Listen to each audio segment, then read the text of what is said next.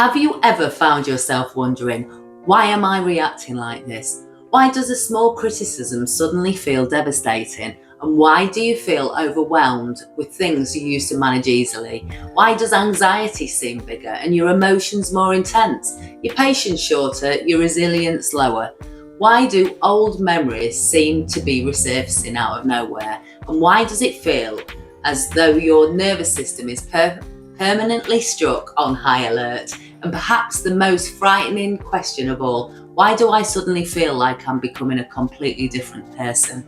Today, we're exploring one of the most overlooked conversations in women's health, the hidden connection between perimenopause, trauma, and your nervous system. And understanding this connection may completely change the way you see yourself. Hello and welcome back.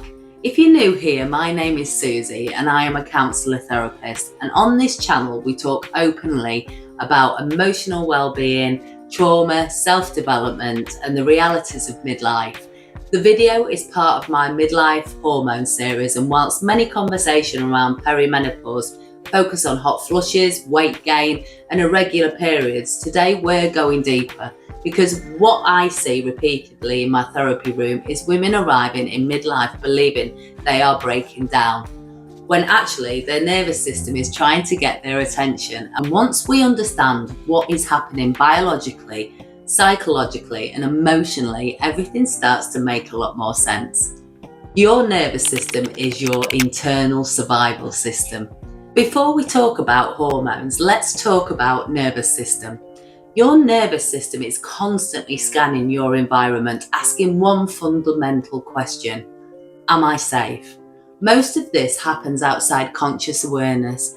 Every second of every day, your brain's gathering information. Am I safe? Am I accepted? Loved? Under threat? Can I relax? Prepare for danger? When your nervous system perceives safety, you remain relatively calm, connected, and emotionally regulated. When it detects threat, it activates survival responses: fight, flight, freeze, or fawn. These responses are not weaknesses. They are brilliant adaptations designed to protect you.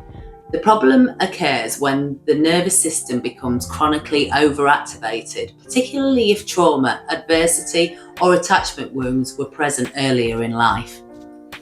What trauma really is? When people hear the word trauma, they often think of a major catastrophic event. But trauma is much broader than that. Trauma is not simply what happened to us. Trauma is what happened inside of us as a result of what happened. For some people, trauma may involve abuse, neglect, violence, or loss. For others, it may involve growing up in emotionally unpredictable environments, feeling unseen, feeling responsible for everyone else's emotions, growing up walking on eggshells, being criticised, being rejected, abandoned, or never feeling truly accepted for who they are. Over time, the nervous system adapts. It learns survival strategies. Perhaps you became the people pleaser, the perfectionist, peacemaker, overachiever, caregiver, the woman who never asks for help. And those adaptations may have helped you survive, but survival is not the same as healing. So why perimenopause changes everything? For years, these survival strategies may have worked reasonably well. Then perimenopause arrives, and suddenly everything feels harder. The reason is that estrogen doesn't only affect reproduction, it has significant effects throughout the brain. Research increasingly shows that fluctuating estrogen influences neurotransmitter systems involved in mood regulation, emotional process, stress response, and cognitive function. Estrogen interacts with serotonin, dopamine, GABA, and other neurochemical systems that help us feel emotionally stable and resilient. When these hormones begin fluctuating dramatically during perimenopause, many women notice changes in emotional regulation, anxiety levels, mood, and stress tolerance. And in simple terms, the cushion between you and stress becomes thinner. The emotional bandwidth you've relied upon for decades becomes reduced, and suddenly the coping mechanisms that once worked no longer work in the same way. So why old wounds start resurfacing? This is the point many women find confusing. They tell me, I dealt with this years ago. I thought I'd moved on. Why am I thinking about childhood now? And why am I suddenly emotional about things that happened decades ago? The truth is, many experiences are not fully processed. They're simply stored in the body, in the emotional memory, and stored in the nervous system patterns. Throughout our younger years, we often have enough energy to keep moving, keep working, parenting, caring for everybody else, keep distracting ourselves, but during perimenopause, something shifts. The nervous system has fewer resources available, and what was previously buried may begin to rise to the surface. Not because you're getting worse, but because your system is finally asking to heal. So the attachment connection. This is where attachment theory becomes incredibly important. Our earliest relationships teach us what to expect from ourselves and others. If love felt conditional, you may have learned to earn approval. If caregivers were emotionally unavailable, you may have learned to suppress your needs. If relationships felt unpredictable, your nervous system may have become hypervigilant, always scanning, anticipating, preparing, and then perimenopause arrives. Stress tolerance decreases. Sleep becomes disrupted. Hormonal fluctuations increase emotional sensitivity, and suddenly those old attachment patterns become amplified. Women often report fear of rejection, increased relationship anxiety, difficult setting boundaries, heightened sensitivity to criticism, fear of abandonment, a desperate need for reassurance. Not because they are weak, it's because your old nervous system patterns are becoming more visible. The role of stress response system. Cortisol is often called the stress response hormone. When we encounter challenge or threats, cortisol helps mobilize energy. Short term, this is useful. Long term, chronic activation can become exhausting. Research suggests hormonal changes during the menopause transition can interact with stress response systems, including the hypothalamic pituitary adrenal axis, often referred to as the HPA axis. Many women with trauma histories, these systems may already be sensitive. So when hormonal fluctuations are added into the mix, the result can be overwhelming. Suddenly small problems feel enormous, minor stress feels catastrophic, and emotions feel bigger. Reactions feel stronger, and the nervous system becomes more reactive. This isn't a character flaw, it's biology interacting with biography. My anxiety often explodes during menopause. One of the most common things women tell me is, I've always been a bit anxious, but this feels completely different. Research consistently shows that the menopause transition is associated with increased vulnerability to anxiety and depressive symptoms. For some women, anxiety appears for the first time.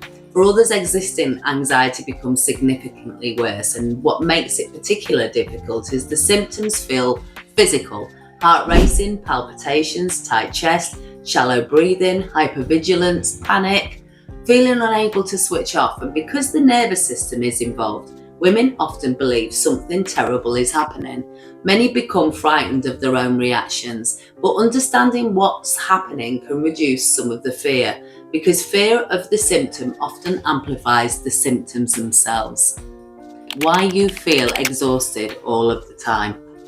Many women blame themselves for their exhaustion. They think they're lazy, unmotivated, less capable, but let's look at what may actually be happening. You may be navigating fluctuating hormones, experiencing sleep disruption, managing work pressures, supporting aging parents, parenting teenagers or adult children, holding emotional labour within relationships, carrying unresolved emotional wounds, operating with a nervous system stuck in survival mode. No wonder you're tired. The real question isn't, why am I exhausted? The question is, how have I managed to keep going for so long? So what your nervous system actually needs. Many women approach perimenopause by trying harder, more productivity, more discipline, more self-criticism, more pushing through, but healing rarely comes through force. The nervous system responds best to safety, compassion, connection, rest, consistency, boundaries, emotional processing, self-awareness, supportive relationships. This is why approaches such as mindfulness, breathwork, trauma-informed therapy, self-compassion practices, and nervous system regulation techniques can be so valuable alongside medical support where appropriate, because healing isn't simply about balancing hormones, it's about helping your whole system feel safe again. Perhaps this is the most important message of today's video.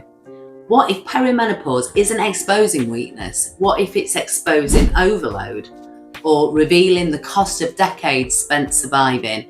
What if the anxiety isn't proof you're failing? What if it's information? What if the exhaustion isn't laziness? What if it's accumulated nervous system fatigue? What if the emotions aren't irrational? And what if they're asking to be heard? For many women, midlife becomes an unexpected invitation, an invitation to stop abandoning themselves, stop performing, stop carrying everything alone, to finally listen to what their body has been trying to communicate. So if today's video resonated with you, I want you to remember this. Your nervous system is not your enemy.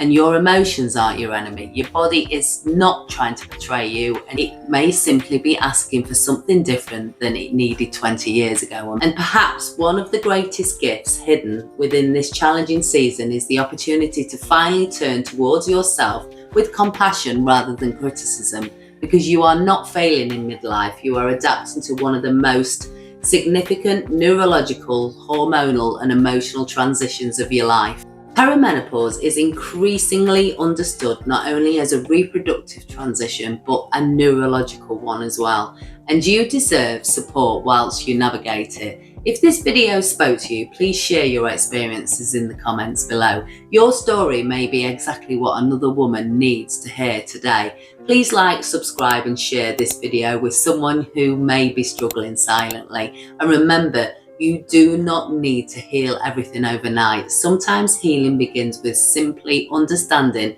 what you're experiencing and finally make sense of it. Please take care, and I will see you in the next video.